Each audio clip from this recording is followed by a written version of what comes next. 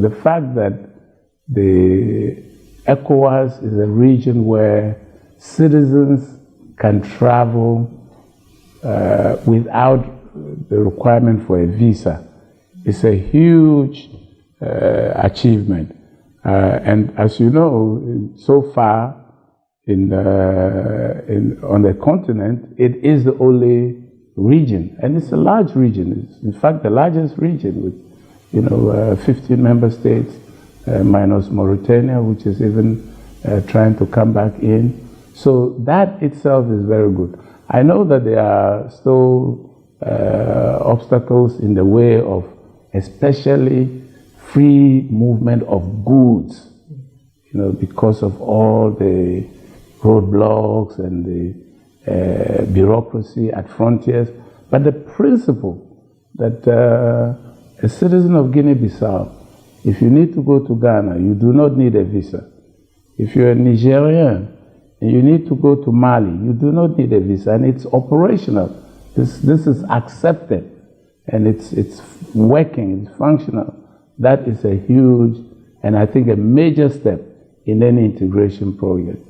Of course, there we must continually work on the roadblocks and other obstacles to getting optimal free movement of persons, but in particular of goods and services. Of course, on the capital front, in the area of free movement of capital, a lot has been achieved, largely because of a number of banks which now have offices across the region. Of course, pioneered by EcoBank, which started in a few countries, Togo, Nigeria, Ghana, and then quickly spread around the country.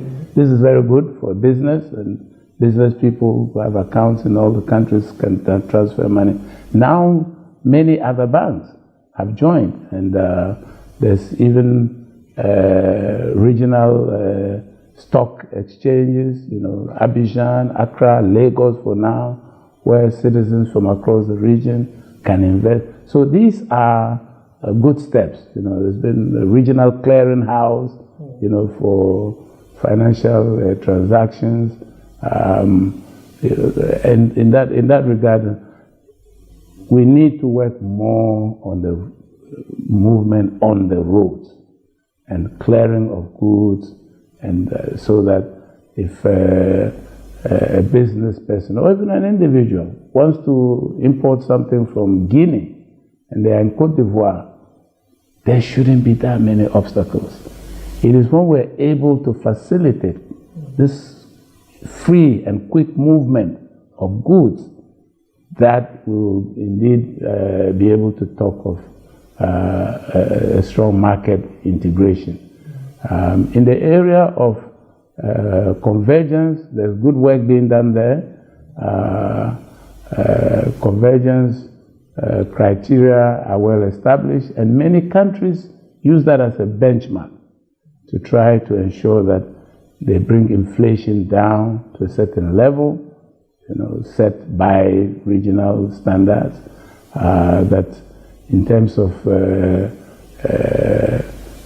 exchange rates, they work to keep it within a certain range. Budget surpluses, they work to achieve rates set by the convergence criteria, and also even the foreign reserve balances, to ensure that it's within a certain threshold, normally at least 6 months reserve, to ensure that there is a healthy balance. So there is good work being done there. There are one or two countries where the rates are, they're strong economies, for instance in Ghana, Sierra Leone, lately in Nigeria, more work can be done on the area of inflation and foreign exchange stability. But on the whole, the regional economy is performing rather well in spite of the global recession. So these are some positive trends. A weak link in the integration project remains weak infrastructure in West Africa. The roads are not in the best of shape. There's hardly any railroad to talk about. For me, that has been my favorite project to work on. Railway linkages. If we arrive at a point where you can take a train from Lagos to go to Abidjan, that will boost a lot of trade, because all these unauthorized personnel who stop on the road, who stand on the road and prevent easy movement, will find it difficult to stop the train from moving. So I think that's a big area we should look at. And of course, energy interconnection. We have huge energy resources in West Africa.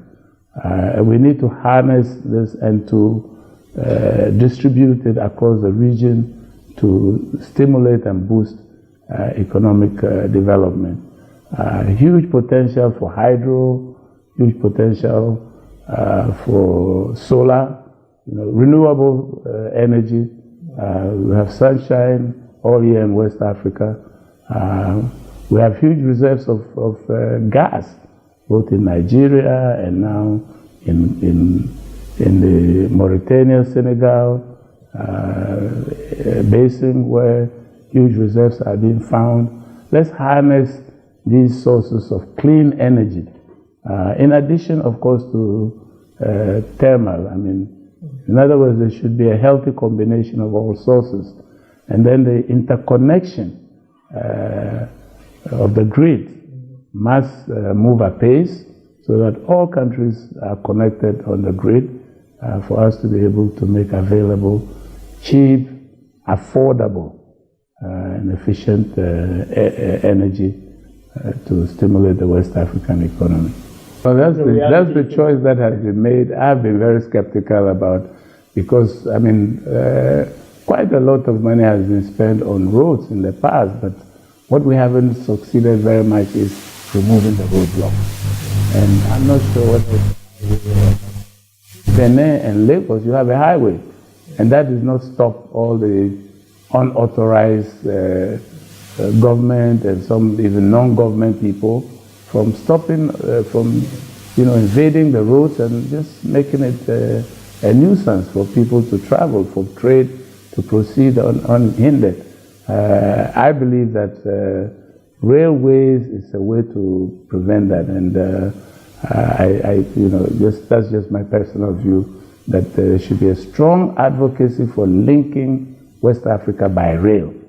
It will be cheaper anyway over the long haul, and it will be a good way of bypassing all these unauthorized roadblocks, because it will be more difficult by train. So it's just a personal view.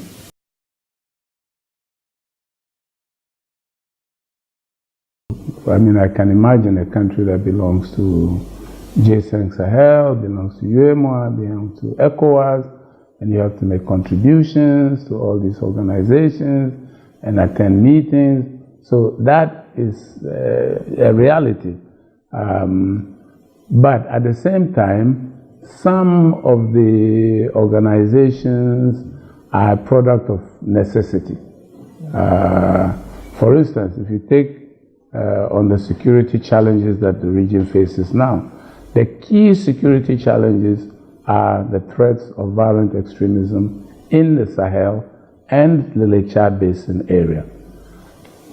And the responses have come by the countries of the Sahel identifying that this is a problem peculiar to us, even if it has a wider regional dimension. The violent extremists are active in Mali, in Niger, of course in Mauritania, Chad, in the Sahel zone. So is there a way that we can react, come together and deal with this? It's a justifiable reason, as long as there can be a specific focus by these countries on particular issues related to defeating the threat that they face, threat of violent extremism, terrorism. Now, with regard, for instance, we saw that also in the Mano River Union area of Sierra Leone, Liberia, Cote d'Ivoire, Guinea, and where they came together because they were faced with a particular challenge. It was at some point the vortex of instability in the region with natural resource induced rebel groups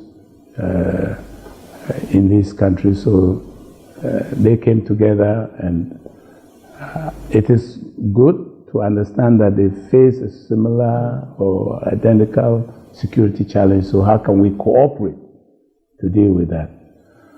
But when it comes to wider issues of integration, like creating market integration, economic integration, a customs union, regional infrastructural development, I think it would be good that countries within the West Africa space align and orient their efforts within the schemes already developed and harmonized between ECOWAS and UEMOA. And I talk of harmonization because there is a framework existed. At least it existed when I was there, and we made it operational. At the level of chief executive, I used to meet twice with my counterpart at UEMOA. Once I'd host in Abuja, and then the next would be at the UEMOA headquarters in Ouagadougou. I hope it is still operational. It should be, because it's same space, same number of membership. Of course, ECOWAS larger, so we have to avoid duplication because our countries simply don't have the resources to have two different plans. It's the same road. When we talk of building a road from Dakar to Niamey, that is for UEMOA countries, but it's also for ECOWAS countries.